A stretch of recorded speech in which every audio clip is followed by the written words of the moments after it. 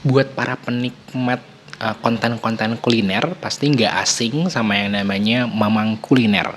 Mamang Kuliner ini kayaknya ada di Instagram, ada juga di YouTube gitu. Tapi saya lebih sering nonton di YouTube. Buat yang mungkin belum tahu tentang Mamang Kuliner ini seorang konten kreator. Dia biasanya ada dua konten besar lah yang dia sering bahas gitu. Yang pertama jelas review rekomendasi kuliner yang enak gitu ya. Yang kedua justru dia juga mengkonteni konten-konten makanan yang bisa dibilang set food lah dia bilang ya gitu. Jadi makanan-makanan yang tidak direkomendasikan lah gitu, yang dia coba sendiri. Nah, di video kali ini, di Bimbas Karya kali ini kita akan membahas satu konten yang dibuat oleh Mamang Kuliner. Dan saya akan coba untuk ngebahas lah ya, atau membedah dari point of view, jelas point of view newbie, point of view orang yang masih baru belajar tentang membuat konten kuliner. Jadi kita coba belajar bareng-bareng dengan tentu saja keterbatasan saya untuk bisa membahas video dari Mamang Kuliner. Oke, sebelum kita nonton, sebelum kita bedah, kita tonton dulu video dari Mamang Kuliner yang satu ini. Salah satu burger terenak versi gue nobatin buat Jungan Join. Burger yang semua ingredientsnya homemade dan jualannya di teras rumah kayak gini coy. Saat gue kesana gue dilayani sama Ibu Dewi, pemilik dari Jungan Join. Karena minimnya tenaga kerja, saat ini beliau hanya stok 30 menu aja per harinya.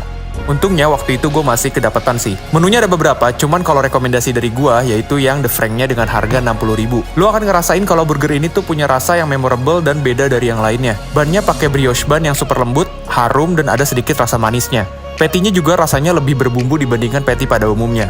Karena Bu Dewi bilang kalau patty-nya itu lebih ke Middle East style. Dan yang bikin ini jadi lebih spesial yaitu perpaduan caramelized onion, pickle, telur, beef bacon, onion ring, dan homemade sauce-nya mereka yang bikin burgernya jadi nggak ngebosenin. Karena variatif rasa dan teksturnya itu kaya banget. Lu bisa ngerasain rasa manis, gurih, asam di saat yang bersamaan. Nah, kurang lebih tadi teman-teman udah lihat sekilas tentang videonya. Salah satu video beliau membahas tentang produknya itu burger gitu. Nah, mungkin kita coba untuk bahas ya apa yang saya dapat atau pelajaran apa sih yang saya dapat dari konten Mamang Kuliner. Nah, yang paling penting yang saya dapat adalah di setiap konten beliau menerapkan struktur konten. Jadi kalau kita lihat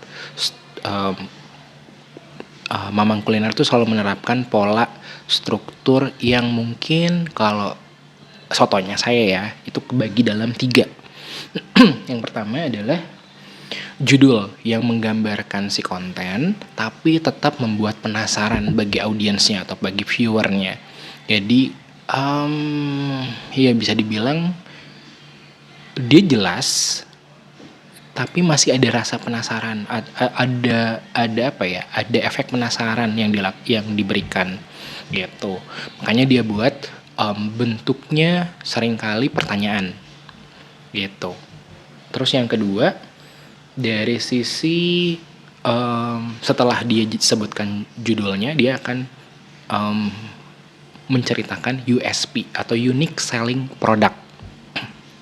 Apa tuh unique selling product? Mungkin teman-teman bisa googling ya sendiri. Tapi sepemahaman saya, unique selling product itu adalah keunikan dari produk tersebut dibandingkan dengan produk-produk yang lain. Contoh misalnya ya, di video yang tadi kita lihat si burger tersebut tuh punya setidaknya 3 keunikan. Yang pertama adalah dia homemade, kedua dia jualannya di teras rumah, dan yang ketiga itu stoknya terbatas gitu. Kalau kita lihat kan kalau di tempat-tempat yang lain stoknya bisa sampai berapapun, tapi ini mereka buat hanya sampai 30 aja gitu. Nah, itu adalah unique selling point. Jadi setelah Mamang Kuliner itu menyebutkan judulnya atau secara garis besar kontennya tentang apa, lalu dia langsung menjelaskan tentang unique selling produknya dari si produk tersebut gitu. Tujuannya adalah untuk menarik perhatian si viewer agar viewernya tetap di situ, karena penting ya. apalagi untuk YouTube Short gitu ya. Untuk 5 mungkin sampai 10 detik pertama itu sangat penting sekali supaya viewer bisa mau nonton sampai videonya sampai selesai. Nah, yang ketiga barulah masuk ke badan kontennya alias si reviewnya. Nah, gimana caranya Mamang Kuliner ini mereview? Kalau kita lihat, karena visual yang ditawarkan juga udah cukup cantik gitu ya. Nanti mungkin kita akan bahas tentang sisi visualnya, tapi kalau di poin yang ketiga ini, gimana caranya Mamang Kuliner menceritakan, mereview makanannya dari untuk melengkapi visualnya. Jadi dia ceritakan tekstur dari si produk tersebut, dia ceritain rasanya tuh kayak gimana sih gitu, bukan hanya sekedar enak dan gak enak ya gitu, tapi coba sedetail mungkin sehingga pengalaman dari viewer pun atau dari penonton bisa lebih menyeluruh. Jadi bukan cuma visualnya aja, tapi juga bisa ya seperti ngerasain lah secara langsung si produknya itu sendiri gitu. Nah, itu tadi dari sisi struktur kontennya. Lalu dari visualnya, visualnya nggak main-main. Bisa jadi ini salah satu konten creator reviewer food gitu ya, food reviewer yang paling saya suka dari sisi pengambilan gambarnya. Dia itu punya dari sisi color gitu ya, warnanya sendiri pun warnanya enak banget buat dilihat. Dia punya ciri khas warna tersendiri. Terus juga dari pengambilan shoot gambarnya bisa dilihat gambar-gambar yang dia ambil itu punya komposisi yang menurut saya pas gitu ya. Karena dia produknya makanan, kita harus lihat detail makanannya tersebut seperti apa, supaya kita juga bisa kegambar gitu ya. Terus pada saat dia makan, ekspresi makannya itu dia liatin kayak gimana. Terus kalau misalnya ini adalah tempat, ambience dari tempatnya juga diperlihatkan seperti apa ambience-nya. Jadi benar-benar penyajian visual yang ciamik lah kalau menurut saya gitu. Lalu dari sisi penyampaian atau dari sisi, karena dia kan biasanya mengisi narasi gitu ya di videonya, itu ditulis secara rapih sekali gitu ya, pastinya dengan copy writing yang baik gitu, sehingga apa yang disampaikan juga jadi efisien gitu. Dan yang kedua, dari sisi penyusunan writingnya sendiri sangat-sangat ekspresif dan lugas gitu ya. Gimana caranya dia benar-benar nge-branding bahwa si Mamang Kuliner ini orangnya blak-blakan, karena kan namanya seorang reviewer ya harus bisa secara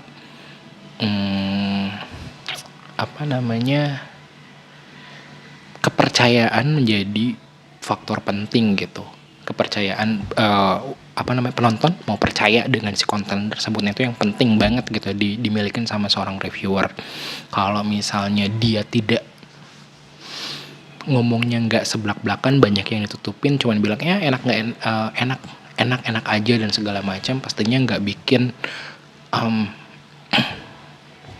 penontonnya jadi loyal gitu. Justru keloyalan itu terjadi pada saat si reviewernya mau bener-bener kayak review yang jujur, review yang bahkan brutal kejujurannya itu. Nah, itu diperlihatkan sama Mamang Kuliner ini. Ya mungkin itu aja sih. Jadi secara garis besar dia punya struktur konten yang terpola dan itu bisa banget buat kita ikutin gitu ya. Yang kedua dari sisi visual visual itu juga bagus. Dan 3 dari sisi karakter yang dia buat gitu sebagai seorang reviewer, itu juga jadi pelajaran yang menarik dari si kontennya Mamang Kuliner ini itu. Dan saya juga coba lagi-lagi ya, setelah kita coba, maka hal yang paling penting adalah bukan cuma menganalisis, tapi juga mencoba untuk membuat atau ya mereplikat lah ya apa yang mereka sudah buat gitu. Walaupun jujur kalau dari sisi visual masih kalah jauh ya. Hal itu memang skill mengambil gambar, editing dan lain-lain pastinya perlu pembelajaran yang cukup panjang lah ya. Tapi dari sisi struktur konten coba saya fokusnya di situ gitu. Kemarin saya ambil short tentang nasi soto Lamongan kalau nggak salah. Itu saya coba dan ternyata memang works ternyata ya gitu. Dari view ini termasuk 2 terbesar, masuk di 2000-an view. Buat saya itu cukup besar, tapi likesnya dia nomor 1, ada sekitar 30 likes gitu dalam 24 jam pertama. Itu keren banget sih gitu. Dan mungkin saya mau coba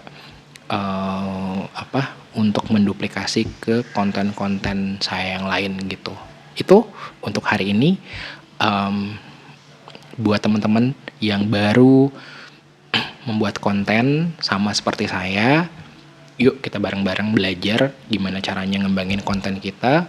Bagi teman-teman yang mungkin pengen karya dari idolanya dibahas, mungkin coba bisa share ke komen, bisa komen di bawah linknya apa gitu ya, atau nama konten kreatornya siapa. Kalau misalnya oke dan cocok buat saya, kita coba bahas bareng-bareng. Terus juga kalau misalnya kalian kenal ada orang yang lagi bikin konten YouTube juga, memulai untuk bikin konten YouTube juga, boleh di-share juga video saya, siapa tahu bisa membantu. Dan buat yang mau mendukung saya juga di pembuatan konten seperti ini, karena saya juga lagi merintis YouTube dengan otodidak gitu ya, dengan benar-benar belajar dari nol dan bukan siapa-siapa, bukan seorang public figure, bukan orang yang udah terkenal di platform yang lain. Ini benar-benar dari nol gitu. Kalau misalnya teman-teman mau support saya, boleh di subscribe ya video ini. Gitu aja. Terima kasih dan sampai jumpa di video-video berikutnya. Bye-bye.